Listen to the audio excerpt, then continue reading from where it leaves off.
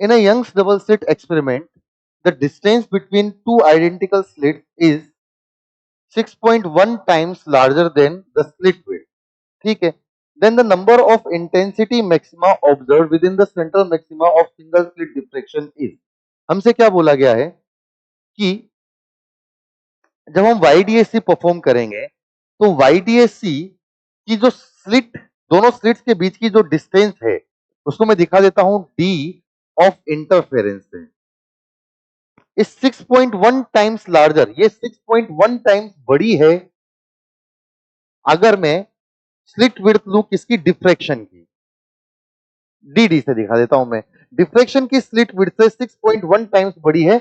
Interference अगर मैं YDSC करता हूं तो उसकी दोनों स्लिट्स के बीच का जो डिस्टेंस है वो डिफ्रैक्शन की स्लिट विड्थ से 6.1 टाइम्स बड़ी है. अब हमसे क्या बोला है कि कितने नंबर ऑफ मैक्सिमा, कितने नंबर ऑफ सेंट्रल मैक्सिमा हमारे फिट हो जाएंगे इंटरफेरेंस के डिफ्रैक्शन के सेंट्रल मैक्सिमा के अंदर.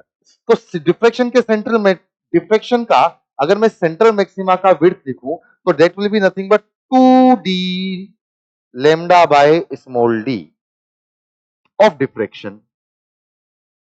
ठीक है. और अगर मैं इंटरफेरेंस का लिखूं तो इंटरफेरेंस की स्लिट विड्थ होती है d lambda by d of interference.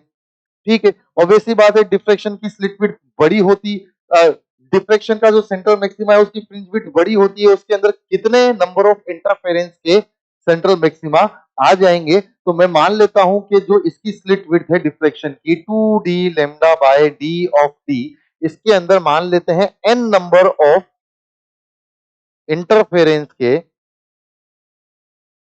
Central maxima आ गए हैं.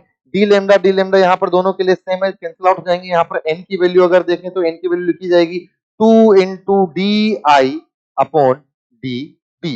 अगर यहां से D I upon D D देखा जाए तो D I upon D D होगा कितना, 6.1. डी आई और डी डी में कंफ्यूजन नहीं होना चाहिए. D I is the distance between two slits of interference of of YDSC setup and D D is the slit width of diffraction setup.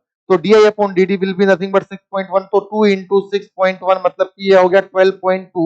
तो approximately हम लोग लिख सकते हैं कि 12 सेंट्रल मैक्सिमा लगभग उसके अंदर फिट हो सकते हैं. मतलब option number C will be our correct answer.